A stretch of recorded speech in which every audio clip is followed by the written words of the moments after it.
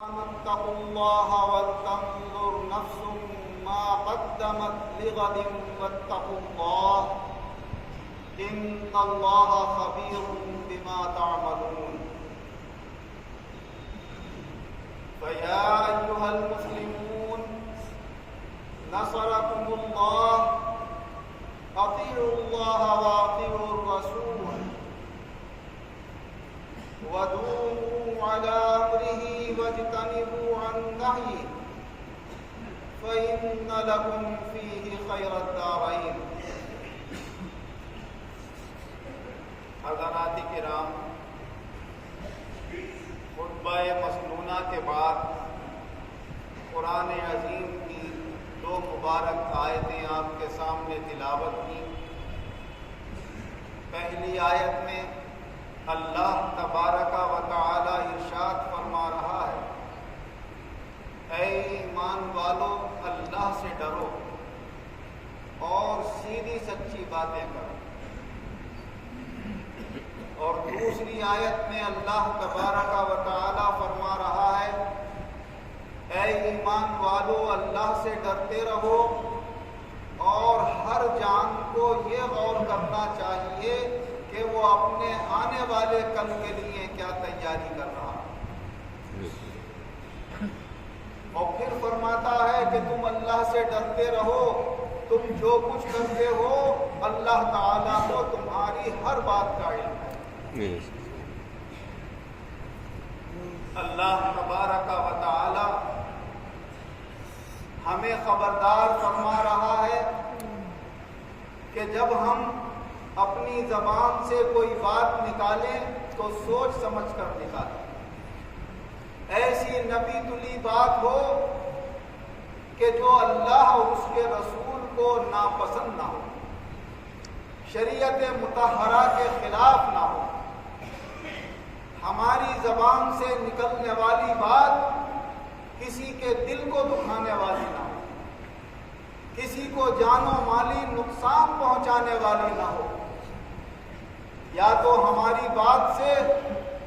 اللہ کی مخلوق کو فائدہ پہنچے،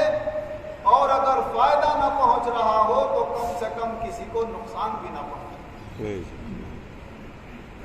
جب حضور نبی اکرم صلی اللہ علیہ وسلم نے اپنے صحابہ سے فرمایا کہ اے میرے صحابہ، جب تم صبح کو اٹھا کرو تو شام ہونے سے پہلے پہلے کچھ نہ کچھ اللہ کی راہ میں صدقہ کر دیا کرو، یہ تمہارے جان اور تمہارے مال کی حفاظت کا ذریعہ بنے گا. کیونکہ صدقہ مصیبتوں کو اور آفات و بلیات کو دفع کرتا ہے. صحابہ کرام بعض غریب تھے، عرض کرنے لگے یا رسول اللہ، اگر کسی کے پاس کچھ صدقہ دینے کے لیے نہ ہو تو وہ کیا کرے؟ فرمایا کسی کو اچھی بات کا حکم دے دے، بری بات سے منع کر دے، اور جب زبان سے بات نکالے تو اچھی بات نکالے، یہ بھی اس کی طرف سے صدقہ ہو جائے. یا رسول اللہ، کسی میں اتنی صلاحیت بھی نہیں ہے کہ وہ کسی کو کوئی اچھی بات بتا سکے، کسی بری بات سے منع کر سکے. تو فرمایا دوسرے کو تکلیف پہنچانے سے باز رہے، یہ بھی اس کی طرف سے صدقہ ہو. تو ہمیں اپنی زندگیوں میں یہ غور کرنا ہے کہ ہم جو بات کہیں، جو کام کریں، وہ آخرت میں ہمارے لیے نقصان والا نہ بنے، اور دنیا میں ہمارے کسی بھائی، کسی رشتہ دار، کسی متعلق یا کسی بھی اللہ کی مخلوق کے لیے نقصان دینا ہو. جو اللہ کے بندے اپنی سیدھی سچی زندگی گزاریں گے اور اپنے آپ کو سنبھالنے کی زیادہ کوشش کریں گے، دوسروں کے نفع نقصان سے، اچھائی برائی سے زیادہ تعلق نہیں رکھیں گے،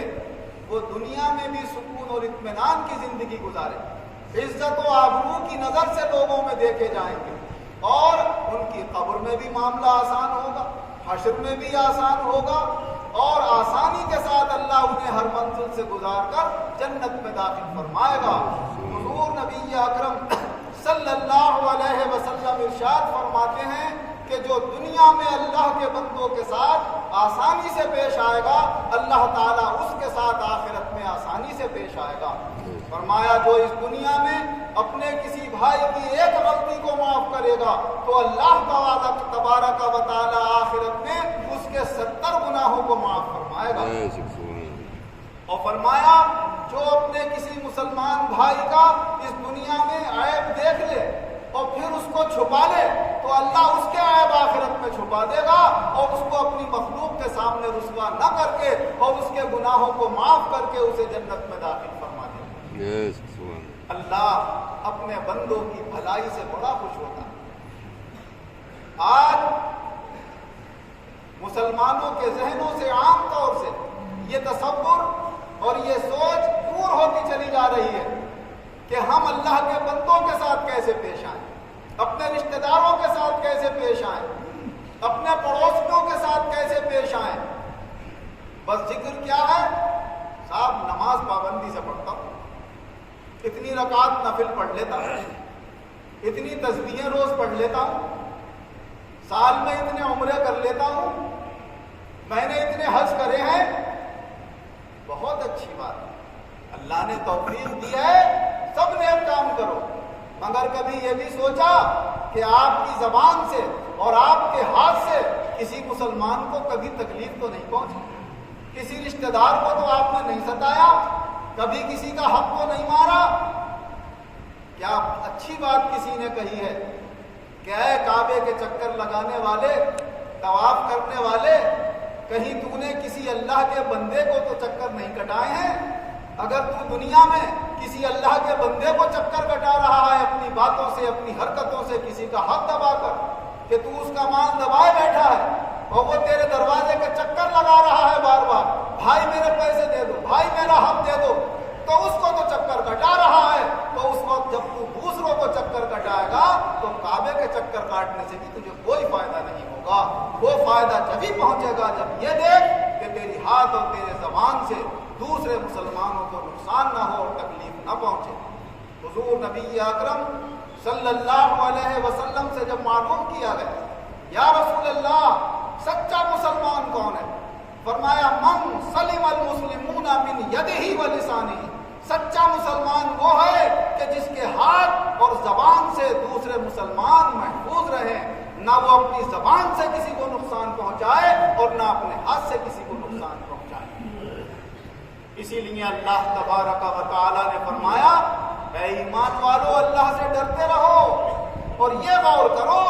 کہ آنے والے کل کے لیے کیا تیاری کر رہے ہو، ورنہ اگر آپ نے اپنی زبان سے کسی کو تکلیف پہنچائی ہے، اپنے ہاتھ سے کسی کو تکلیف پہنچائی ہے، کسی کو مالی جانی نقصان پہنچایا ہے، تو پھر یہ آپ کی تسبیحیں، آپ کی نمازوں کی پابندیاں، آپ کے نوافل کی کثرت، آپ کے عمروں اور حجوں کی کثرت، یہ تمام عبادتیں آپ کے ساتھ ہوں گی، لیکن اگر اللہ کے بندوں کے حقوق بھی اگر تمہارے کاندھوں کے اوپر ہیں تو پھر یہ نیکیاں آخرت میں کچھ کام نہیں آئیں گی، کیونکہ حضور نبی اکرم صلی اللہ علیہ وسلم نے ارشاد فرمایا اے اللہ کے بندوں اگر تمہارے آپس میں کچھ لین دین کے مسائل ہیں تو اسی دنیا میں حل کر لو، یہاں ہے تمہارے پاس، نہیں ہے تو معافی کی صورت ہے، اپنے بھائی سے معافی مانگ سکتے ہو کہ بھائی ہمارے پاس نہیں ہے دینے کو، ہم نہیں دے پائیں گے، لیکن آخرت میں نہ معافی کی کوئی صورت ہوگی، نہ وہاں دینے کے لیے تمہارے پاس کچھ ہوگا، وہاں اگر کچھ ہوگا تو وہ تمہاری نیکیاں ہوں۔ فرمایا اللہ کو اپنے ہر بندے کو وہاں پر فیصلہ انصاف کے ساتھ کر کے حق دلوائے گا، اور تمہارے پاس وہاں دینے کے لیے وہ چیزیں نہیں ہوں گی جو تم نے یہاں دنیا میں چھین لی تھی اس سے، تو فرمایا کسی کو تمہیں اپنی نمازیں دینا پڑ جائیں گی، کسی کو اپنی عبادتیں دوسری دینا پڑ جائیں گی، کسی کو تمہارے حج اور عمرے چلے جائیں گے، اور اگر پھر بھی اللہ کے بندوں کے حقوق تمہارے اوپر رہ گئے اور وہ مطالبہ کرتے رہے تو اللہ تعالیٰ فرمائے گا اب اس کے پاس نیکیاں تو نہیں ہیں، تم اپنے گناہ اس کے اوپر لا دو، تو وہ اس کے گناہ اپنے کندھوں کے اوپر لے گا۔ اب اس سے کوئی پوچھے اس وقت میدان محشر میں کہ اے اللہ کے بندے کہاں ہیں تیری وہ نمازیں، کہاں ہیں وہ کعبے کے چکر، کہاں ہیں وہ تیری تسبیحات کہ جو تو اللہ کے بندوں کو تکلیفیں پہنچا کر کیا کرتا تھا، نقصان پہنچا کر کیا کرتا تھا، تو اس وقت اس کے پاس کوئی جواب نہیں ہوگا۔ ہوگا اور اللہ کا حکم ہوگا کہ ان گناہوں کی وجہ سے اب اسے دوزخ کے اندر ڈال دو، وہ ساری نعمتیں، ساری کوششیں، ساری محنتیں اس وقت حقارت اور برباد ہو کر رہ جائیں۔ آج بہت سارے حقوق کے اندر ہم اللہ کے بندوں کی ہم تلفی کر رہے ہیں، کہتے وقت یہ نہیں سوچتے کہ ہمیں یہ بات اتنی کہنے کا حق ہے جو ہم کہہ رہے ہیں، یا ہم نے زیادہ کہہ دی جس سے اسے تکلیف پہنچ گئی اور اس کا ہمارے اوپر حق عائد ہو گئے۔ ہارون رشید بادشاہ گلستان جو شیخ سعدی رحمۃ اللہ علیہ کی کتاب ہے، اس میں انہوں نے سچے واقعات اسلامی بادشاہوں کے لکھے ہیں، 700 سال پرانی کتاب، اور بڑے عقیدت و محبت کے ساتھ وہ کتاب پڑھی جاتی ہے۔ اس میں انہوں نے لکھا ہے کہ ایک مرتبہ ہارون رشید کے بیٹے کو اس کے کسی ملازم کے بیٹے نے گالی دی۔ وہ روتا ہوا اپنے باپ کے پاس آیا کہ مجھے فلاں، وہ سپاہی تھا اس کا باپ، اس لڑکے کا جس نے گالی دی، فلاں سپاہی کے لڑکے نے مجھے گالی دی۔ بادشاہ نے دربار میں طلب کر لیا، تمام وزراء بھی بیٹھے ہوئے تھے، دونوں لڑکے بھی آمنے سامنے کھڑے ہوئے۔ ہاں بھائی کیا ہوا؟ کہا بادشاہ سلامت، اس نے آپ کے بیٹے کو گالی دے دی، مجھے گالی دے دی، اس کی ایسی سزا ہو کہ عبرت بن جائے لوگوں کی۔ بادشاہ نے وزراء سے مشورہ کیا، اس بچے کی کیا سزا ہونا چاہیے جس نے ہمارے بیٹے کو گالی دی؟ کسی نے کہا اس کی گردن اڑوا دی جائے،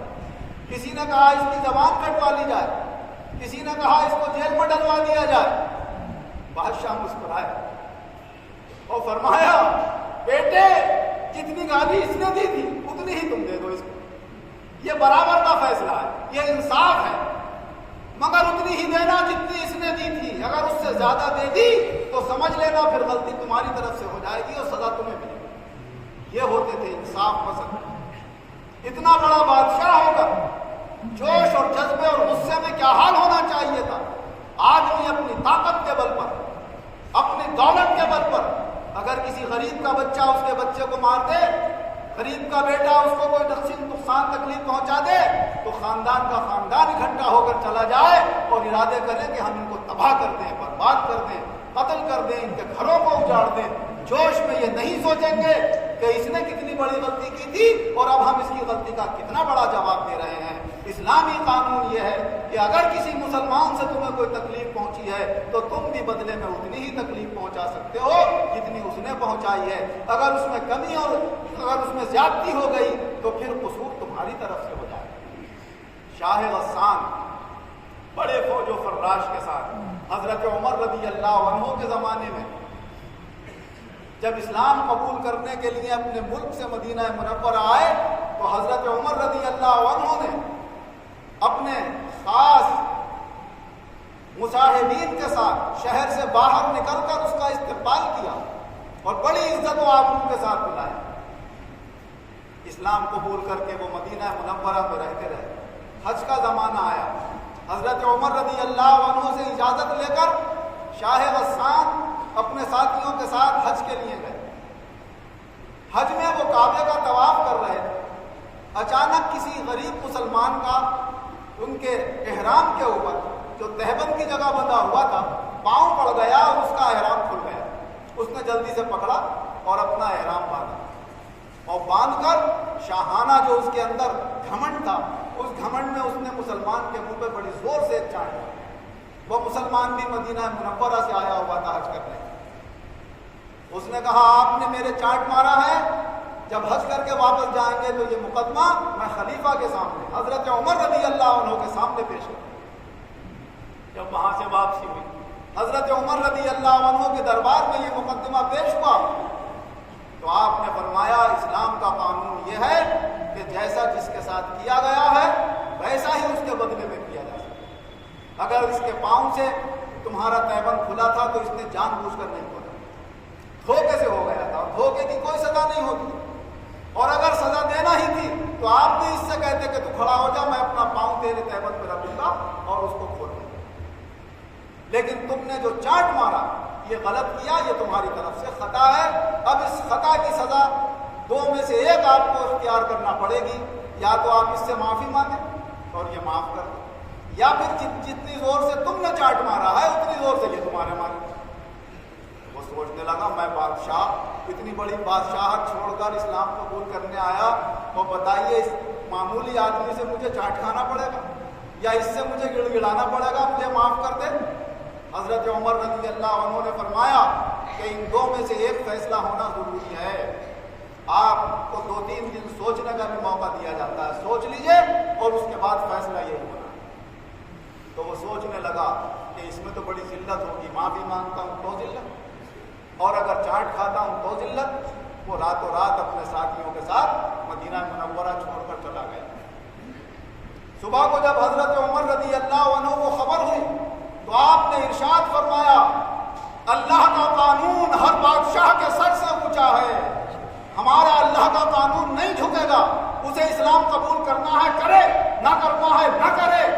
اگر وہ جنت لینے کا اللہ کی محتاج ہے تو اسلام کے اندر آئے, اللہ اس کا محتاج نہیں ہے, جاتا ہے تو چلا جائے. آپ نے اتنے بڑے بادشاہ کی بھی پرواہ نہیں کی اور اپنا قانون اسلام امر رکھا, اٹل رکھا, اور انصاف سے آپ نے فیصلہ کیا. اور آنے والی قیامت تک امت کے لیے یہ سبق چھوڑا کہ دیکھو اللہ تبارک و تعالی عدل و انصاف فرمانے والا ہے, اور وہ اللہ اپنے بندوں کے عدل و انصاف کو ہی پسند کرتا ہے. تمہیں بھی اس دنیا کے اندر زندگیاں گزارنا ہوں گی, ایسے ایسے موقع آئیں گے جہاں تمہارا دل, تمہارا خون بھڑکے گا, کوشش کرے وہ کہ زیادہ سے زیادہ نقصان پہنچا دیں. مگر اگر اس وقت تمہیں یہ خیال آ گیا اپنے ایمان کا اور اپنی آخرت کو کامیاب کرنے کا, تو اس وقت اپنے بھڑکاؤ کو مت دیکھنا, اللہ اور اس کے رسول کے حکم کو دیکھنا اور اتنا ہی بدلہ لینا جتنا تمہارے ساتھ ظلم کیا گیا ہے, اور کہیں تمہاری طرف سے کوئی زیادتی نہ ہو جائے. یہی اللہ تبارک و تعالی جگہ جگہ ہمیں قرآن عظیم میں خبردار فرما رہا ہے.